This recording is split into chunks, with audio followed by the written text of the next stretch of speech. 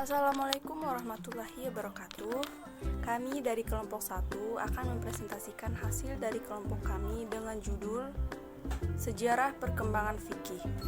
Saya sendiri sebagai pemateri pertama atas nama Putri Kamri, pemateri kedua atas nama Nurfila Afriani, dan pemateri ketiga atas nama Ainul. Baiklah, langsung saja kita ke materi pertama. Sejarah perkembangan fikih. Pada masa Nabi Muhammad SAW, ini disebut sebagai periode risalah karena pada masa-masa ini agama Islam baru didakwahkan.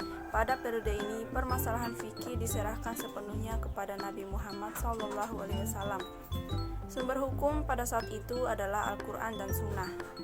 Periode risalah ini dapat dibagi menjadi dua bagian, yaitu periode Mekah dan periode Madinah. Periode Mekah lebih tertuju pada permasalahan akidah, karena disinilah agama Islam pertama kali disebarkan. Ayat-ayat yang diwahyukan lebih banyak pada masalah ketauhidan dan keimanan. Setelah hijrah, barulah ayat-ayat yang mewahyukan perintah untuk melakukan puasa, zakat, dan haji diturunkan secara bertahap. Kemudian pada periode Madinah, ijtihad mulai diterapkan walaupun pada akhirnya akan kembali kepada wahyu Allah dan kepada Nabi Muhammad SAW. Ada beberapa masa perkembangan sejarah fikih, antara lain sebagai berikut. 1. Masa Khulafaur Rasyidin.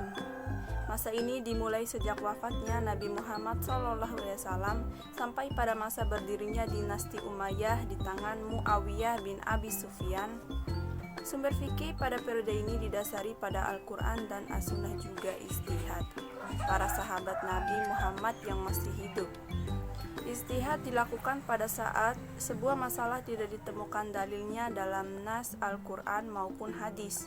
Permasalahan yang muncul semakin kompleks setelah banyaknya ragam budaya dan etnis yang masuk ke dalam agama Islam. Pada periode ini, para faqih mulai berbenturan dengan adat budaya dan tradisi yang terdapat pada masyarakat Islam kala itu. Ketika menemukan sebuah masalah, para faqih berusaha mencari jawaban di Al-Quran. Tapi jika Al-Quran tidak menemukan dalil yang jelas, maka hadis menjadi sumber kedua. Dan jika tidak ada landasan yang jelas di hadis, maka para faqih akan melakukan ijtihad. Baiklah, sekian materi pertama dari saya. Selanjutnya akan dilanjutkan oleh Nurfila Afriani. Kepada Nurfila dipersilahkan. Assalamualaikum warahmatullahi wabarakatuh. Baik, terima kasih atas kesempatannya. Saya akan menjelaskan tentang masa tabi'in.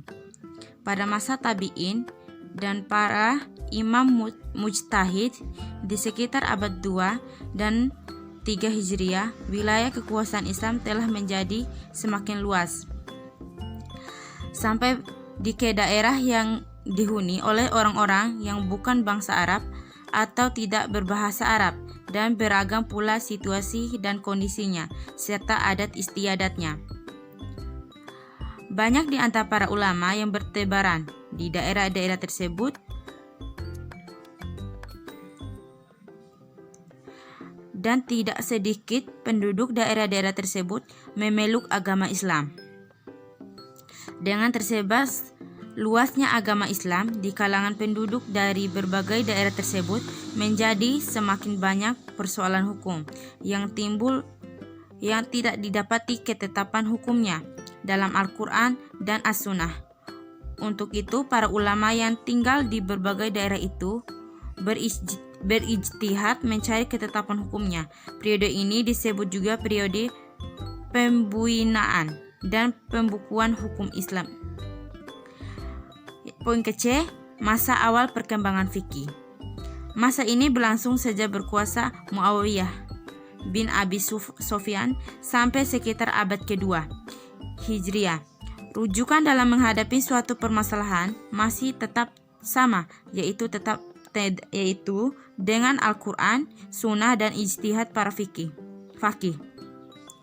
Tapi proses musyawarah para faqih yang menghasilkan ijtihad ini seringkali berkendala disebabkan tersebar luasnya para ulama di wilayah-wilayah yang direbut oleh Khalifah Islam. mulailah muncul perpecahan antara umat Islam menjadi 3 golongan, yaitu Sunni, Syiah, dan Khawarij. Perpecahan ini bergabungan besar pada ilmu fikih karena akan munculnya banyak sekali pandangan-pandangan yang berbeda dari setiap fakih dari golongan tersebut. Masa ini juga diwarnai dengan munculnya hadis-hadis palsu yang menyuburkan perbedaan pendapat antara fikih. Pada masa ini, para fikih seperti Ibnu Mas'ud mulai menggunakan nalar dalam beristihad. Ibnu Mas'ud kala itu berada di daerah Irak yang kebudayaannya berbeda dengan daerah Hijaz. Tempat ini awalnya bermula Umar bin Khattab pernah menggunakan pola yang dimana mementingkan kemaslahatan umat dibandingkan dengan ketertarikan antara makna harfiah dari kitab suci, dan dipakai oleh para fakih tersebut Ibnu Mas'ud untuk istihad di daerah di mana mereka berada. Di Indonesia, fikih diajarkan di lembaga-lembaga pendidikan keagamaan non-formal sebagai pondok pesantren di lembaga pendidikan formal seperti madrasah ibtidaiyah, madrasah sanawiyah, dan madrasah aliyah. Baik, terima kasih atas kesempatannya. Saya alihkan ke Ainun. Wassalamualaikum warahmatullahi wabarakatuh. Berada di daerah Irak yang kebudayaannya berbeda dengan daerah Hijaz. Tempat ini awalnya bermula Umar bin Khattab pernah menggunakan pola yang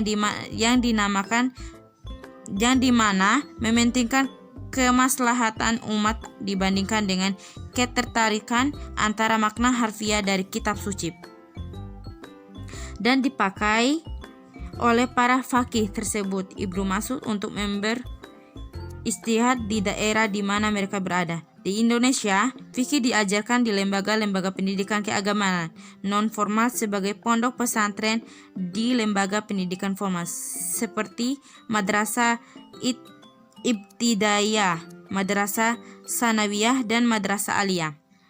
Baik, terima kasih atas kesempatannya. Saya alihkan ke Ainun. Wassalamualaikum warahmatullahi wabarakatuh.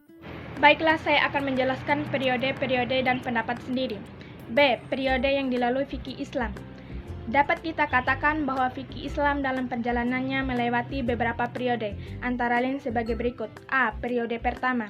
Fase tasri'i, yaitu masa Rasulullah yang lamanya 22 tahun beberapa bulan, sejak dari tahun ke-13 sebelum Hijriah, tahun 11 Hijriah atau 661 Masehi sampai 632 Masehi. B. Periode kedua. Fase perkembangan fikih periode para Khulafaur Rasyidin dan Amawi yang berlangsung dari tahun 11 Hijriah. C. Periode ketiga. Fase perkembangan fikih periode kesempurnaan, yaitu periode iman-iman mujtahidin, yaitu masa ke masa Daulah Abbasiyah. Periode ini berlangsung kurang lebih 250 tahun sejak tahun 101 Hijriah. D. Periode keempat. Fase perkembangan fikih periode kemunduran dan periode taklid atau periode jumud, beku, statis, dan berhenti pada batas-batas yang telah ditentukan oleh ulama-ulama dahulu dengan tak mau beranjak lagi, yaitu sejak pertengahan abad ke-4 Hijriah tahun 351 Hijriah yang sampai sekarang pun masih banyak terdapat luas perkembangan dalam masyarakat. E. Periode kelima. Periode kebangkitan atau Renaissance. C. Pendapat sendiri.